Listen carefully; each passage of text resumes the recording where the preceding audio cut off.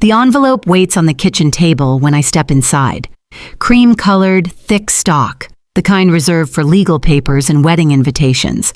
My name appears typed across the front, not written by hand.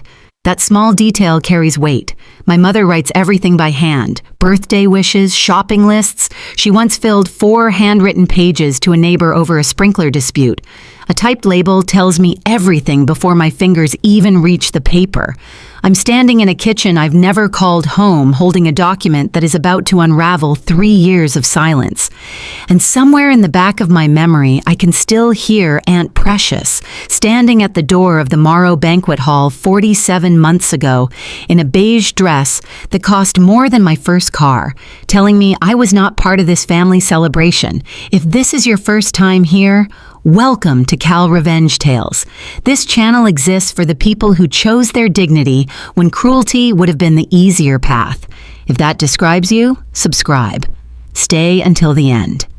Justice moves slowly in this story, but it does arrive. My name is Declan Owen-Sue. I'm a structural engineer. My work centers on load-bearing assessments, calculating exactly how much pressure a structure can absorb before it fails. I've been doing this since I was 26. I'm 34 now. I own a 2-bedroom house in Greensboro, North Carolina, a used Tacoma with 140,000 miles on it and essentially zero debt. Every bit of that was built without a single dollar from my parents. Not because they lacked money, because they made clear from the moment I left for university that financial support came with blueprints they'd already drawn without my input. Aunt Precious is my mother's younger sister. She moved in with us when I was 9 after her husband walked out, and she never quite found a reason to leave. She slept in the room beside mine for 6 years. She taught me to cook jollof rice, to read a structural diagram, and to say I don't know without feeling ashamed.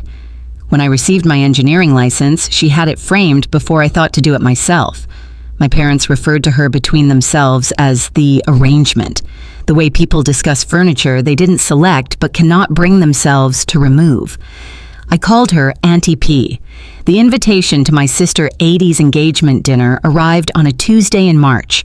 Cream envelope, handwritten, so I knew it came from my mother. The dinner was at my parents' home in Cary, 40 minutes away. I hadn't set foot there in 14 months. A separate note card was tucked inside, also handwritten. Declan, we hope you'll come. Adise would like you there. Please come alone. That phrase, please come alone. Auntie P had been living with me for 11 months by then. My parents had, as they put it, made some adjustments to the household arrangement. She had appeared at my door with a rolling suitcase and a casserole dish she'd carried on the bus and said she hadn't wanted to be a burden. I told her she wasn't. She said I was the only one who had ever said it like I meant it. I called my sister. Ade is 4 years younger than me and has always been the family's idea of what a child should look like. Compliant, presentable, strategically warm. I love her. I also see her clearly. Can Auntie P come with me? I asked. The pause that followed was specific, the kind that means the answer is no and the person is deciding how to wrap it. It's just that Mom and Dad think it might get complicated with Auntie there, she said. You know how it gets. I knew how it got. I knew who made it get that way. I went anyway for aid. I brought a bottle of Bordeaux and left Auntie P watching a nature documentary. She said to tell my sister congratulations from her. She said it softly, folding a dish towel, not looking up. I wrote those exact words on a piece of paper in the car. I don't fully know why. I just didn't want the way she said them to disappear. The dinner seated 22 people in a house comfortable for 12. My mother had rented folding chairs. The floral centerpiece on the table, I would later learn, cost $400. Ade's fiancé, Kofi Cardi, was pleasant and nervous in the way of a man who has correctly read his future in-laws and is quietly weighing his options. His mother, Mrs. Cardi, sat across from me. She was a retired school principal from Accra, with the posture of someone who had spent 40 years deciding what deserved her attention. My mother gave a toast. In it, she named everyone who had shaped Ade into who she was. She named my father. She named herself. She named 3 relatives I had met perhaps twice. She did not name Aunt Precious. Auntie P had lived in that house for 6 years. She had driven A to swim practice 300 mornings running when my parents' schedules grew complicated. She had hemmed 80's prom dress by hand. Mrs. Carty set her fork down across the table and looked at me without saying a word. I didn't understand what I was watching yet. I would later. The wedding came in August, 4 months after that dinner. A second cream envelope arrived, typed this time. Inside was an invitation card. The Obansu family cordially invites you to celebrate the marriage of Adis Obansu and Kofi Carty. August 14th, the Morrow Banquet Hall, Kerry. A second card was tucked behind it, also typed. Declan, we ask that you attend the wedding as a guest only. Your +1 invitation is not extended. We want this day to be peaceful. I sat with those words for a long time. Then I called aid. Was this your decision? I asked. Another pause. Declan, you know how things are. I know how things are, I said. Was this your decision? She didn't answer. I went. I wore the gray suit I'd bought for a colleague's funeral. I sat in the 3rd row. The ceremony was beautiful in the way that things are beautiful when they have been assembled by people who are very skilled at appearances. When the officiant reached the part about speaking now or forever holding your peace, 3 full seconds passed in silence. I held my peace. The reception was held in a ballroom that smelled of roses and carpet cleaner. Round tables, white linens, glass votives catching the light at every setting. I found my seat at table 9, toward the back, between 2 cousins I see every few years. Then, Aunt Precious walked through the door. I don't know what had moved her to come. She had dressed with care. A deep green wrap dress, small pearl earrings, hair pinned neatly. She was holding a gift wrapped in brown paper with a yellow ribbon, something she had carried there herself to celebrate her niece. My mother spotted her from across the room. What followed took roughly 90 seconds. I have replayed it enough times that it carries its own particular weight. My mother crossed the ballroom floor and spoke quietly near Auntie P's ear. I couldn't hear the words. I didn't need to. I watched Auntie P's hands. They went still, then closed tighter around the gift. My father appeared, then one of my uncles. The 3 of them moved together, steering her toward the exit with the efficiency of people who believe that speed is the same thing as dignity. Auntie P turned and found me across the room. She said it clearly enough that I heard her from 40 feet away. It's all right, Declan. Don't make a scene. I stood up. I crossed the room. I walked past a table of people who watched without moving, past a cousin who opened his mouth and thought better of it, past a waiter holding a tray of champagne flutes. I put my hand on my father's arm. Enough, I said. My father looked at me the way he always had, like I was a complication he had long anticipated. This is not your business, Declan. She raised your daughters, I said. That makes it my business. My mother told me I was embarrassing the family. I looked around at 80 people watching. I'm leaving, I said. Auntie P, come with me. You don't have to stay somewhere you aren't wanted. She said she knew, that she had known for a long time. We walked out together. The door closed behind us. Through the glass, I could see Aid standing frozen at the sweetheart table, her hand pressed over her mouth. I told myself I chose to leave. I held on to that in the parking lot. I did not go back inside. The weeks that followed were quiet and practical. Auntie P and I didn't speak much about what had happened. We didn't need to. She made tea in the mornings. Rooibos, steeped exactly 4 minutes, a cup left on the counter for me without being asked. I reorganized the second bedroom into something more permanent, a proper dresser. My drafting desk moved to the living room. Her space became her own. My mother called 11 days after the wedding. She said she hoped I understood the position I had placed the family in. I told her I understood the position exactly. She suggested that when things settled, we might talk about what came next. I told her I'd be in touch. My father called 3 weeks later. He told me Auntie P had always been difficult, that this was a pattern, that the family had accommodated her for decades, and that sometimes hard decisions had to be made. I let him finish. Then I told him I was aware he had stopped giving her the $200 a month he'd been providing, that this had ended 3 months prior. The line went quiet.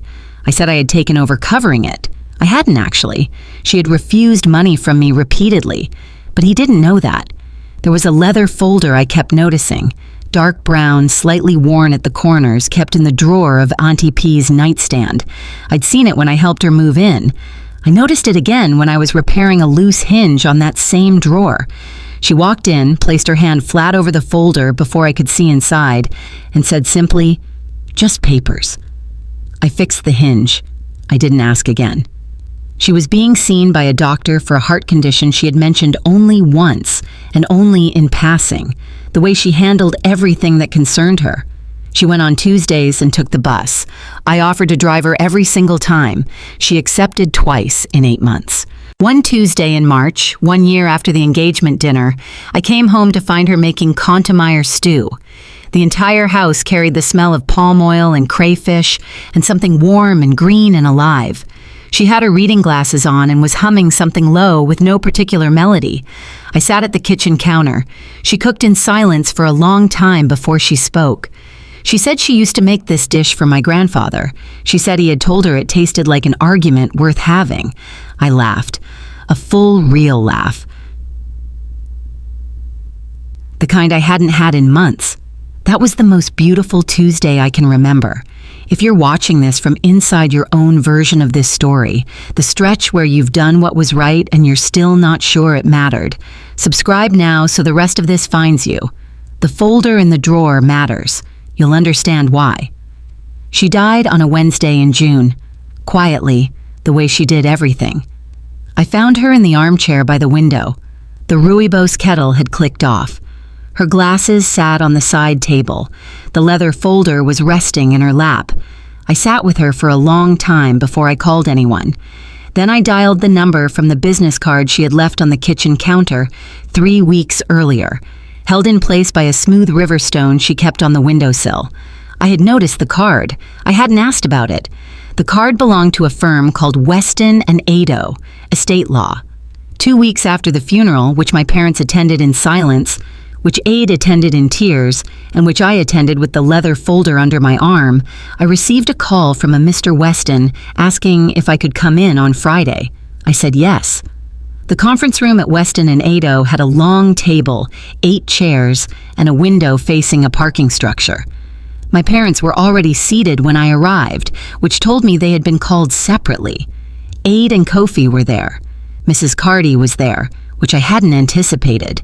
She gave me the same deliberate nod she had given me at the dinner.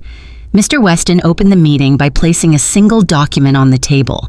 He explained that Precious Ama Obayiwa, Auntie P, had been since 1987 a legal co-owner of a property in Kumasi, Ghana, inherited jointly with her sister. That sister was my mother.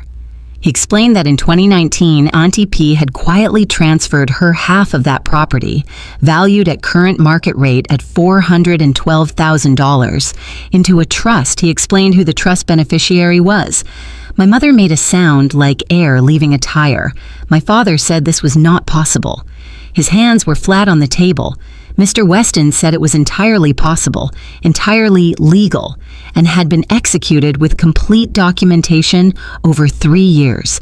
He slid a copy of the trust document toward me. I opened the leather folder, the one from the nightstand, the one from her lap. I set it on the table. Inside were the originals, 3 years of correspondence. Every signature, every notarized page. She had been carrying the proof of her own estate planning in a worn leather folder in her nightstand drawer, and she had never said a single word about it. My mother rose from her chair. She said the property was rightfully hers, that Precious had always been irresponsible, that this amounted to manipulation, and she would contest it. Mr. Weston said she was welcome to retain counsel. My father said nothing.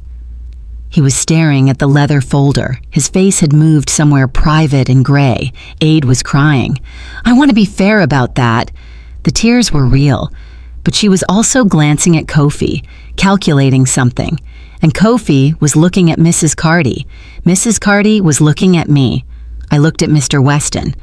I said she had told me once that the property was the only thing she had ever owned outright, that no one had helped her acquire it, and no one could take it from her. I paused. She had also told me that the very people who told her she would never amount to anything were the same ones who had raised her to understand exactly how much she was worth. The room sat in silence. "Those are her words," I said, "not mine." The trust was executed within 60 days. My parents retained a lawyer and filed a challenge. The court reviewed it and dismissed it. The documentation was airtight. Auntie P had spent 3 years making certain it would be.